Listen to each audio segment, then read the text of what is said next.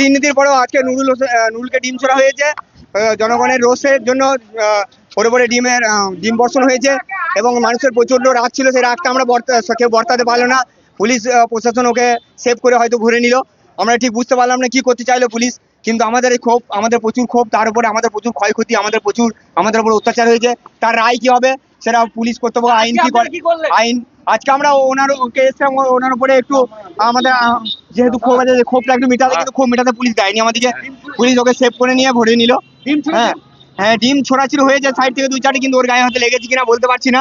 কিন্তু পুলিশ পুরো ওকে প্রোটেকশন দিয়ে পুলিশ বললো যদি ও কিছু ডিম ছোড়া হয় তাহলে আমরা তার বিরুদ্ধে ডিম কি আমরা বলতে কিছু লোক ছুঁড়েছে ডিম। সাধারণ মানুষ কি ডিম ছুঁড়েছে হয়তো, যাদের ক্ষোভ ছিল তাদের। আমার নাম দিবাকর দাস।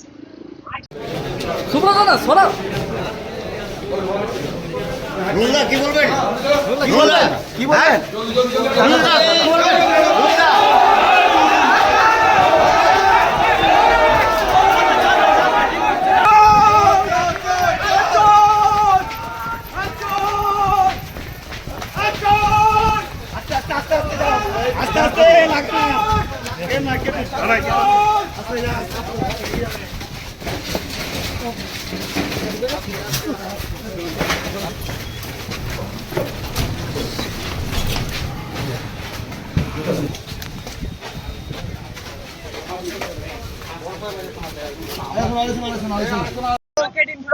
তিন দিন পরেও আজকে নুরুলকে ডিম ছোড়া হয়েছে।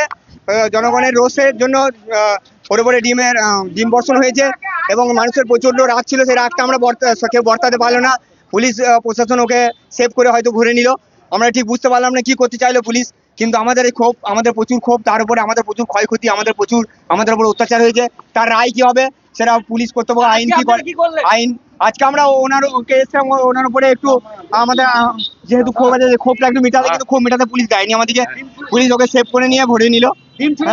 হ্যাঁ, ডিম ছোড়াছুড়ি হয়েছে সাইড থেকে 2-4টি, কিন্তু ওর গায়ে হয়তো লেগেছে কিনা বলতে পারছি না। কিন্তু পুলিশ পুরো ওকে প্রোটেকশন দিয়ে পুলিশ বললো যদি ও কিছু ডিম ছোড়া হয় তাহলে আমরা তার বিরুদ্ধে ডিম কি আমরা বলতে কিছু লোক ছুঁড়েছে ডিম। সাধারণ মানুষ কি ডিম ছুঁড়েছে হয়তো, যাদের ক্ষোভ ছিল তাদের। আমার নাম দিবাকর দাস।